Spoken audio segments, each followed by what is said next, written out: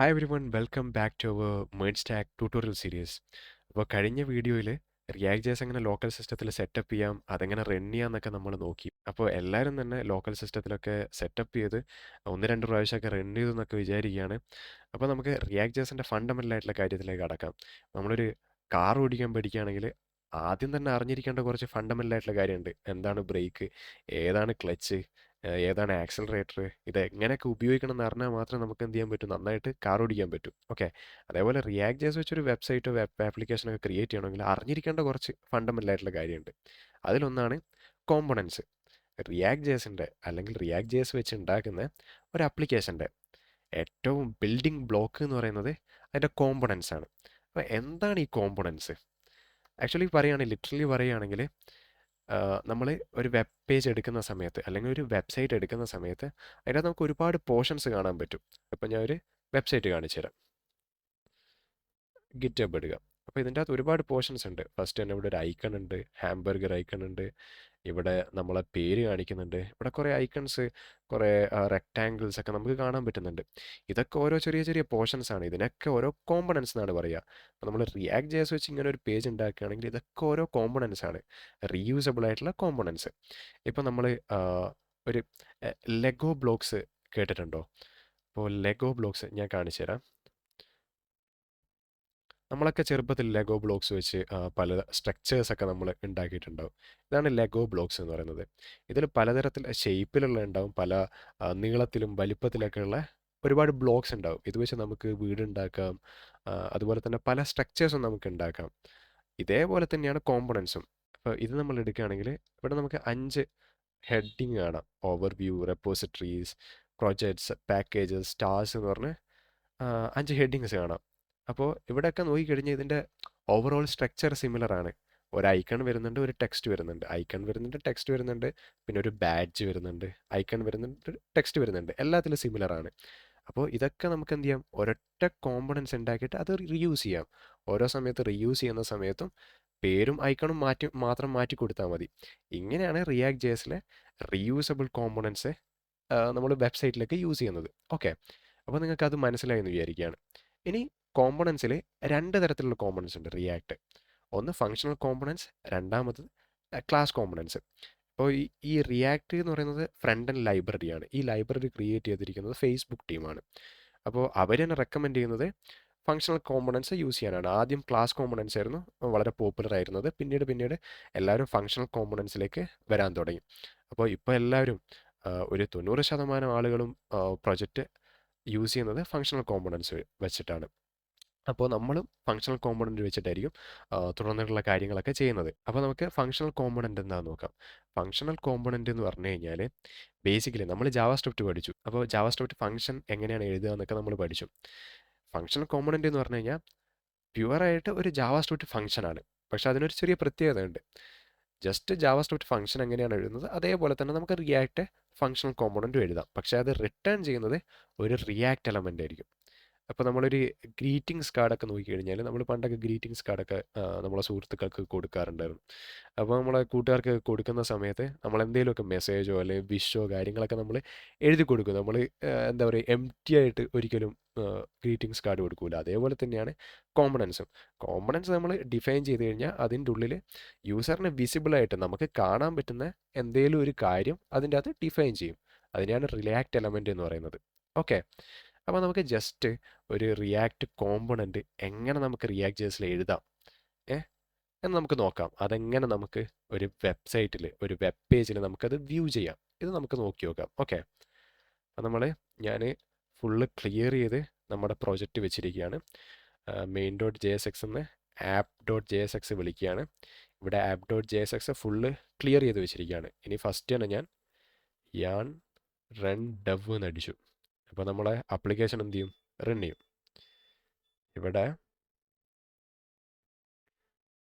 ഞാൻ ഈ local host ഇവിടെ ഓപ്പൺ ചെയ്യാണ്. അപ്പോൾ നമുക്ക് എന്താ കാണാൻ പറ്റുക, ബ്ലാങ്ക് ആയിട്ടുള്ള വൈറ്റ് സ്ക്രീനാണ് കാണുന്നത്. എന്തുകൊണ്ടത്, നമ്മളൊന്നും ഇവിടെ ഡിഫൈൻ ചെയ്തില്ല. യൂസറിന് കാണാൻ പറ്റുന്ന ഒരു ബട്ടണോ ടെക്സ്റ്റോ ഒന്നും തന്നെ നമ്മൾ ഇവിടെ ഡിഫൈൻ ചെയ്തിട്ടില്ല. അതുകൊണ്ടാണ് നമുക്ക് എന്ത് ചെയ്യുന്നത്, ഒരു ബ്ലാങ്ക് ആയിട്ടുള്ള സ്ക്രീൻ കാണുന്നത്. ഓക്കെ, ഇനി നമുക്കൊരു കോമ്പണൻ്റ് എങ്ങനെ ക്രിയേറ്റ് ചെയ്യാൻ നോക്കാം. ഞാൻ ഒരു ഹെഡർ ക്രിയേറ്റ് ചെയ്യാണ്. അപ്പോൾ അതിന് വേണ്ടിയിട്ട് ഞാൻ ജസ്റ്റ് ഒരു ഫോൾഡർ ക്രിയേറ്റ് ചെയ്യാണ്. കോമ്പണൻസ് എന്ന് പറഞ്ഞിട്ട്. അപ്പോൾ ഇന്ന വേർഡ് തന്നെ ഇന്ന ഫോൾഡർ തന്നെ ക്രിയേറ്റ് ചെയ്യണമെന്നൊന്നുമില്ല. എന്നാലും കുറച്ച് ബെസ്റ്റ് പ്രാക്ടീസസ് ഉണ്ട്. നമ്മൾ കോമ്പണൻസ് ക്രിയേറ്റ് ചെയ്യുന്ന സമയത്ത് കോമ്പണൻസ് എന്നൊക്കെ പറഞ്ഞ് ഫോൾഡർ ക്രിയേറ്റ് ചെയ്ത് അതിൻ്റെ ഉള്ളിൽ ഫയലൊക്കെ ഡിഫൈൻ ചെയ്യുക. ഇപ്പോൾ നമ്മളൊരു വലിയ വെബ്സൈറ്റ് ഒക്കെ ക്രിയേറ്റ് ചെയ്യുന്ന സമയത്ത് ഒരുപാട് കോമ്പണൻസ് അതിൻ്റെ അകത്ത് ആവശ്യമായിട്ട് വരും. അപ്പോൾ അവസാനം നമ്മൾ നോക്കുന്ന സമയത്ത് നമുക്ക് തന്നെ മനസ്സിലാവില്ല ഇത് ഞാനെന്താ ചെയ്തതെന്ന്. അപ്പോൾ കുറച്ചും കൂടെ സ്ട്രക്ചറായിട്ട് എല്ലാ കോഡ്സും നമ്മൾ ഓരോ ഫോൾഡേഴ്സിലൊക്കെ ആക്കി വെച്ച് കഴിഞ്ഞാൽ കുറച്ചും കൂടെ എളുപ്പമായിരിക്കും അത് മെയിൻറ്റെയിൻ ചെയ്യാൻ വേണ്ടിയിട്ട്. ഓക്കെ, അപ്പോൾ ഞാനിവിടെ header dot J S X എന്ന് പറഞ്ഞ് ഒരു ജെ എസ് എക്സ് എഴുതുകയാണ്. എന്നിട്ട് നമുക്ക് എന്ത് ചെയ്യാം, ഇവിടെ നമ്മൾ ഇവിടെ എക്സ്റ്റൻഷൻ ഉണ്ട്. ഇവിടെ നമ്മൾ പോയിട്ട് റിയാക്ട് ജെ എസ് എന്ന് പറഞ്ഞിട്ട് അടിച്ചു കൊടുത്തു കഴിഞ്ഞാൽ റിയാക്ട് ജെ എസിൻ്റെ കുറേ എക്സ്റ്റൻഷൻസ് നമുക്ക് കിട്ടും. ഓക്കെ, ഇത് നമുക്ക് വേണമെങ്കിൽ ഇൻസ്റ്റാൾ ചെയ്യാം. ഞാനിവിടെ യൂസ് ചെയ്യുന്നത് ES7 react Redux react native snippets എന്ന് പറഞ്ഞാൽ. അപ്പോൾ നമ്മൾ ജസ്റ്റ് എന്താ പറയുക ടൈപ്പ് ചെയ്യുന്ന സമയത്ത് തന്നെ നമുക്ക് റെക്കമെൻഡേഷൻസ് കാണിക്കും. ഓക്കെ, ഇവിടെ ഞാൻ RAFCE എന്ന് പറഞ്ഞു കഴിഞ്ഞാൽ ഒരു ജാവാസ്ക്രിപ്റ്റിൻ്റെ ആരോ ഫങ്ഷൻസ് ഇവിടെ ക്രിയേറ്റ് ചെയ്ത് തന്നു ഓട്ടോമാറ്റിക്കലി. കണ്ടോ, നമ്മൾ എന്തിനാണ് ഇത് എക്സ്റ്റൻഷൻസ് യൂസ് ചെയ്യുന്നത് വെച്ചാൽ കുറച്ചും കൂടെ ഈസി ആയിട്ട് നമുക്ക് എന്ത് ചെയ്യാം, വളരെ സ്പീഡായിട്ട് നമുക്ക് ഡെവലപ്പ് ചെയ്യാൻ പറ്റും. ഓക്കെ, അപ്പോൾ ഇവിടെ ഞാൻ എന്താ ചെയ്യുന്നതെന്ന് വെച്ച് കഴിഞ്ഞാൽ ഒരു ഹെഡർ ടാഗ് കൊടുക്കുകയാണ്, H1.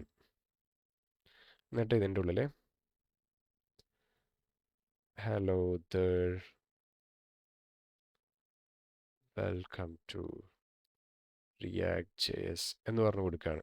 ഓക്കെ,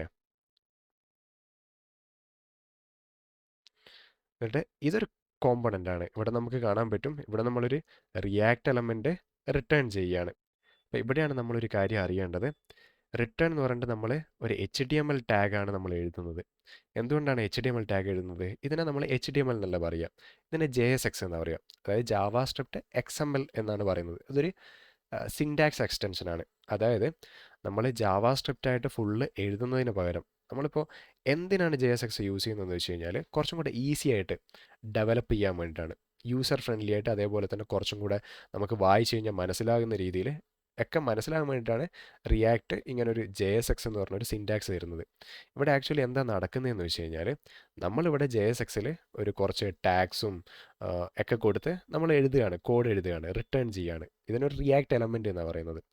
അപ്പോൾ ഇങ്ങനെ JSX തരുന്ന സമയത്ത് റിയാക്ട് എന്താ ചെയ്യുന്നതെന്ന് വെച്ച് കഴിഞ്ഞാൽ ഇതിനെ കമ്പൈൽ ചെയ്തിട്ട് ഒരു എന്താ പറയുക റിയാക്ട് എലമെൻ്റായിട്ട് കൺവേർട്ട് ചെയ്യും.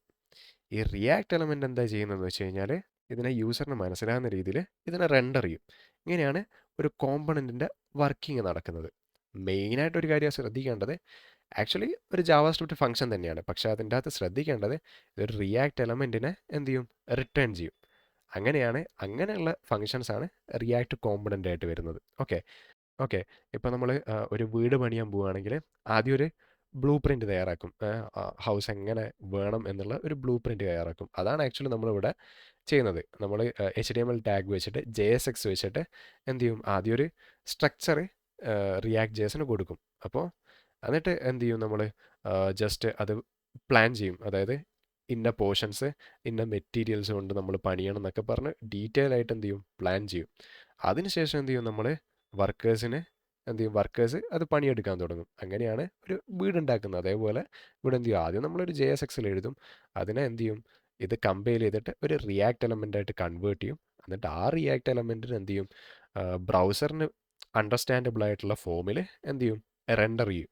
അപ്പോഴാണ് നമുക്ക് ഒരാൾക്ക് നമ്മളെ വെബ്സൈറ്റ് കാണാൻ പറ്റുന്നത്. ഓക്കെ, ഇങ്ങനെയാണ് കോമ്പണൻ്റ് വർക്കിംഗ് നടക്കുന്നത്. ഇനി നമുക്ക് ഇവിടെ നമ്മൾ ഹെഡർ ഡോട്ട് JSX എന്ന് പറഞ്ഞാൽ ഒരു കോമ്പണൻ്റ് ജസ്റ്റ് ക്രിയേറ്റ് ചെയ്തു. പക്ഷെ നമുക്ക് എന്ത് ചെയ്യണം, ഈ കോമ്പണൻറ്റിനെ ഈ വെബ്സൈറ്റിൻ്റെ അകത്ത് കിട്ടണം. നമ്മളിപ്പോൾ അവിടെ ഡിഫൈൻ ചെയ്തു എന്ന് പറഞ്ഞാൽ നമ്മളെ വെബ്സൈറ്റിൽ കിട്ടില്ല. വെബ്സൈറ്റിൽ കിട്ടാൻ എന്ത് ചെയ്യണം, ഇപ്പോൾ നമ്മളെ ആപ്പ് ഡോട്ട് JSX ഇവിടെ ഉണ്ട്. ഇവിടെ നമ്മൾ ഡിഫൈൻ ചെയ്ത കോമ്പണൻറ്റിനെ വിളിക്കണം. ഓക്കെ, അപ്പോൾ നമുക്ക് എങ്ങനെ വിളിക്കാം, ജസ്റ്റ് ഹെഡർ എന്ന് പറഞ്ഞ് വിളിക്കാം. അപ്പോൾ നമ്മൾ കണ്ടു ഹെഡർ നമ്മൾ വിളിക്കുന്ന സമയത്ത് തന്നെ അവിടെ കുറച്ച് സജഷൻസ് കാണിച്ചു. ഞാൻ ഒന്നും കൂടെ കാണിച്ചു തരാം. ഇവിടെ ഞാൻ ഹെഡർ എന്ന് ടൈപ്പ് ചെയ്യുന്ന സമയത്ത് തന്നെ ഇവിടെ കുറച്ച് സജഷൻസ് കാണിച്ചു. അപ്പോൾ നമുക്ക് എയറോ ക്ലിക്ക് ചെയ്തിട്ട് ഇങ്ങനെ പോവാം. അപ്പോൾ എന്ത് ചെയ്യണം, ഞാൻ കോമ്പണൻസിൻ്റെ ഉള്ളിൽ ഒരു ഹെഡർ ഡിഫൈൻ ചെയ്തു. ഈ കോമ്പണൻസ് ആണ് എനിക്ക് വേണ്ടത്. നമ്മൾ ക്ലിക്ക് ചെയ്യുന്ന സമയത്ത് ഓട്ടോമാറ്റിക് ഇവിടെ ഇമ്പോർട്ട് ചെയ്തു അതിനെ. ഓക്കെ, ഇങ്ങനെയാണ് ഇതിൻ്റെ വർക്കിംഗ് നടക്കുന്നത്. ഇപ്പോൾ കാണാം, hello there welcome to JS React JS. So ഇങ്ങനെയാണ് നമ്മൾ ഒരു കോമ്പണൻറ്റിനെ മറ്റൊരു കോമ്പണൻറ്റിനുള്ളിൽ വിളിക്കുന്നത്. ഒരു വെബ്സൈറ്റിൽ വിസിബിൾ ആകുന്ന രീതിയിൽ വിളിക്കുന്നത് ഇങ്ങനെയാണ്. ഓക്കെ, അപ്പോൾ നിങ്ങൾക്ക് മനസ്സിലായെന്ന് വിചാരിക്കുകയാണ്. നിങ്ങൾ ഇതേപോലെ 1-2 കോമ്പണൻസ് ഒക്കെ ക്രിയേറ്റ് ചെയ്ത് നമ്മൾ app.jsx ഒക്കെ ഇട്ട് നമ്മൾ സൂപ്പറായിട്ട് ഒരു വെബ് പേജൊക്കെ ഡിസൈൻ ചെയ്ത്. അപ്പോൾ നമുക്ക് ഇനി അടുത്ത വീഡിയോയിൽ നമുക്ക് കുറച്ചും കൂടി ഇൻട്രസ്റ്റിംഗ് ആയിട്ടുള്ള കുറച്ച് കാര്യങ്ങൾ ഡിസ്കസ് ചെയ്യാം. നമുക്ക് വെബ്സൈറ്റുകൾ ക്രിയേറ്റ് ചെയ്യാം. അപ്പോൾ okay, bye, have a nice day.